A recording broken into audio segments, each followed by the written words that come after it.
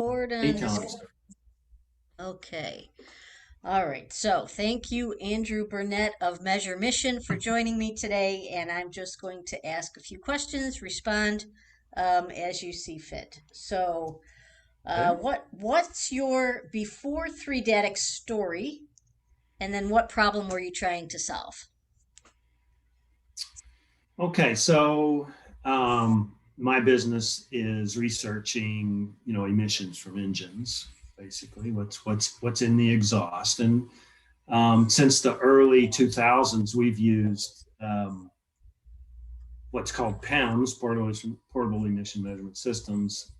But the old type, which was these were developed, for in response to a consent decree between the engine manufacturers, diesel engine manufacturers, and EPA, the agencies, because they were perceived as having been trying to circumvent the intent of regulations by being clean in the laboratory and not so clean, maybe a little, you know, actually very not clean in the real world. So basically, the old type PEMS was a shrinking, a miniaturization of laboratory grade instrumentation into a box that could feasibly be put on a diesel truck, and not, cause too much disruption in the normal operations of things. Well,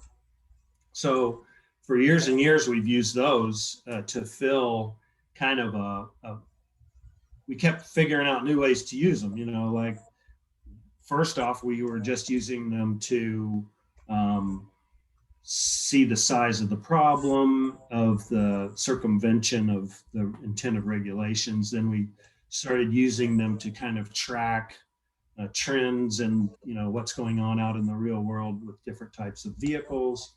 And we started using them on smaller and smaller vehicles and things like that. And eventually we started hitting the end of what's even possible, with those systems. They're big, they're complicated, they use a lot of energy. So you have to have a generator or lots of batteries, that kind of thing.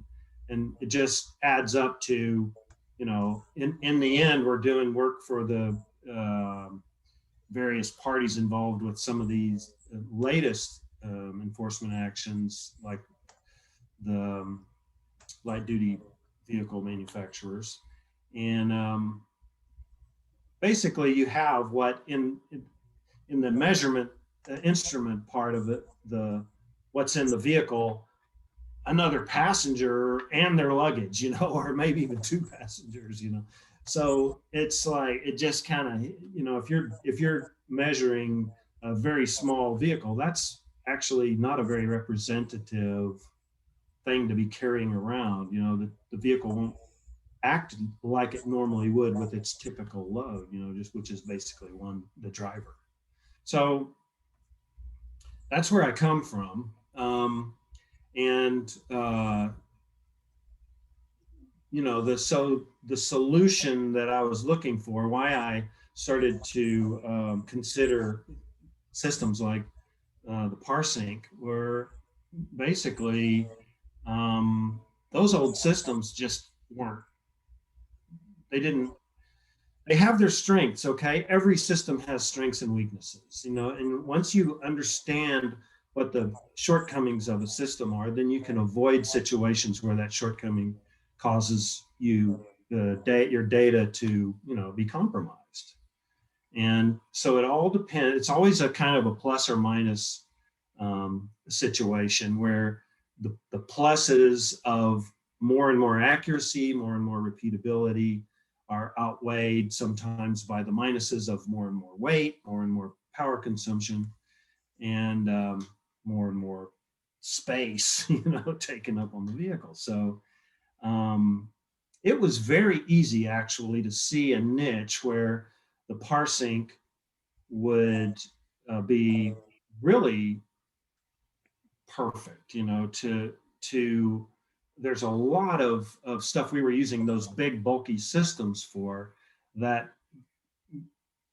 wasn't necessary really to have such um, all of that bulk when the parSYNC can cover a big range of what those systems, we were using those systems for. You know, for example, just very recently, I was involved in a project where we're measuring the impacts of fuel efficiency systems on heavy duty long haul trucks. So these are the classic 18-wheeler hauling a big trailer, right, down the highway. And when you go as many miles and consume as much fuel as those systems do, then little differences can add up to big benefits if the cost isn't too high. So we're looking at the benefits, the fuel efficiency improvements of quite rudimentary changes to the profile of the vehicle. For example, adding a skirt along the side of the trailer or things like that, where you do need extremely high precision and accuracy in the fuel measurement area, but in the emissions measurement area, you just need good repeatability and, plus or minus 5% or so to make sure that, one, the truck is fully, warmed up and in its kind of steady state condition, because these trucks are used to go down the highway at 60 miles an hour, mile after mile, a lot of it, huge portions of it, just flat as can be. And so they're really in a very, very predictable and steady condition. And so you need a system that's easy to install. I mean, the easier it is, the better, but it can't be just any kind of emissions measurement system. It has to be very repeatable and, reasonably accurate. And plus or minus 5% is quite impressive, when you're out in the real world. And that's the range that I'm consider, especially under steady state conditions, to where the parSYNC really falls. It's a plus minus 5% system especially for the gases. Now for the particulates, that there are shortcomings where some of the methods for measurement depend on the conditions of the exhaust that you're sampling, and where you sample and how it's conditioned, before it reaches the analyzers. But that's the case with any PM measurement. I mean, you just have to get a handle on what the strengths of the system are and what the weaknesses are. And the parSYNC is a very, very useful system for doing things like what I just described. Figuring out that this truck's in steady state, and I know that it's operating exactly like it was the last time we were, we're going round and round a 9-mile track going 65 miles an hour, and it takes, 5 laps really to get up to, perfect, steady state condition. And then I can see that this system is working exactly like it did the last time we did this, and it's reached steady state. That's parSYNC is perfect for that. And it's so much faster, so much lighter, uses so much less energy, that in that same project, this 9-mile track is down near Pecos, Texas. And Pecos is way out, kind of middle of nowhere, area. You fly into El Paso and you drive for 3 hours east, and you're still out in West Texas. I'm not going to go into Texas stories. I'm from Texas. So, but you get out there, and I literally show up. I carry it in my checked luggage, the parSYNC, the whole thing. Like, I can have one piece of luggage, and basically that's the parSYNC, and then another piece for if I want to carry a change of clothes, which is, anyway. So I show up there literally hours before the test now, and I can in 2 hours be ready to go. You know, I've of course I've pre-staged some stuff like calibration gases to check accuracy and stuff like that. But now that I've done this a few times with this same client, I'm able to, I'll just call them and say, hey, I'm on my way, you know, and I get to where they are 2-3 hours, you know, yeah, maybe 4 hours before, but I'm ready to go within 2 hours typically. And you just can't do that with them 40 CFR 1065 compliant PEMs that weighs as much as 2 passengers and luggage, you know, and takes up almost as much room, you know. So it's a totally different deal, but it gives us the data we need, and it's totally accurate enough and repeatable enough for that type of project. Excellent, excellent. Well, thank you for that. Let's move on to the next section where we talk about what is it like to work with 3-Datics? Who have you worked with? What has that person done to go the extra mile to Yeah. serve you? And then how does this compare to other companies that you've worked with? Yeah, so I'm you know, I'm not going to get into comparing, but I think that the type of service that I've gotten through, you know, from 3-Datics, the technical guys, and the other people too, has been excellent. It's been really, really top notch. You know, I've been impressed actually, because it's kind of a new system. It's a new um, company, really. I mean, you guys probably don't feel like it's new, but you know, in my book, it's still pretty young. You've been putting out, you know, production ready systems just for a couple of years, and your support, you know, from out in, for someone out in the field like me, typically, it has been excellent. It's been on par or above um, the other systems that I use. And I don't use the ones with bad support.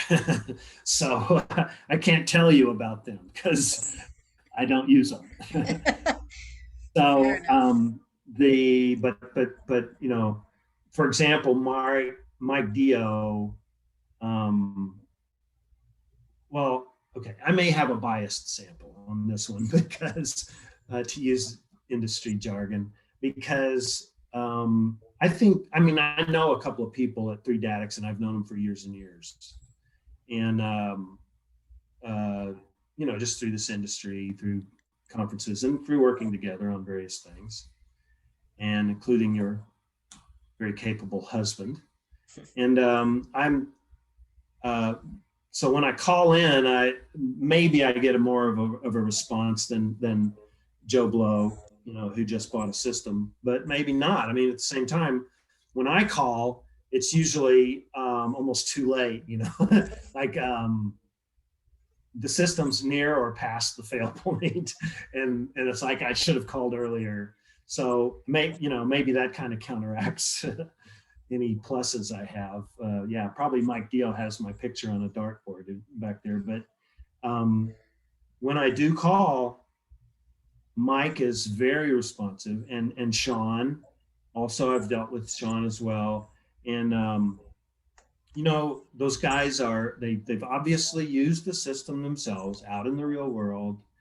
Um, I think they're one plus is I think they are visual thinkers, which allows them to kind of visualize what I'm describing to them, so that when they respond to me and I say this is going on and this is the way it looks and this is what I did, it's almost like they're there. You know, it's almost like that they can visualize what I'm pointing at, and then they'll respond to me in the same way by, you know, okay, flip the system over, you'll see this on the left corner, you know, that kind of stuff.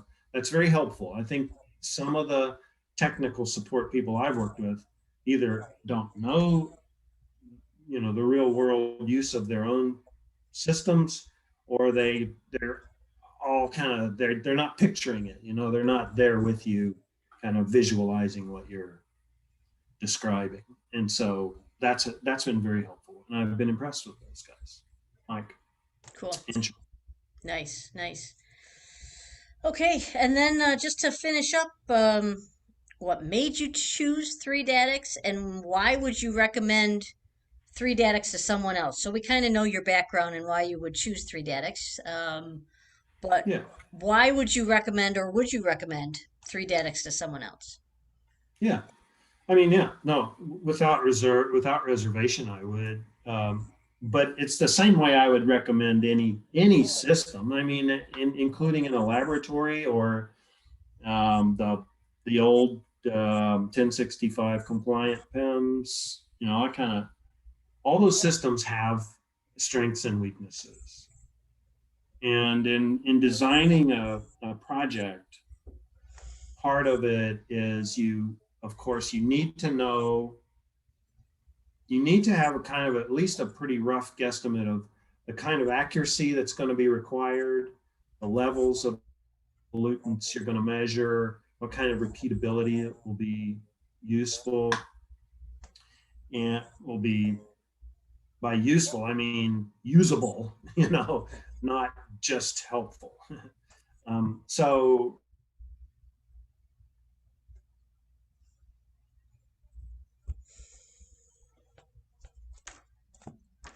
in that category of any, I would first ask the person what they're going to do with it, what they're trying, what the goals of their project are, things like that. And then I would consider the strengths and weaknesses that I know that parSYNC or any other system has.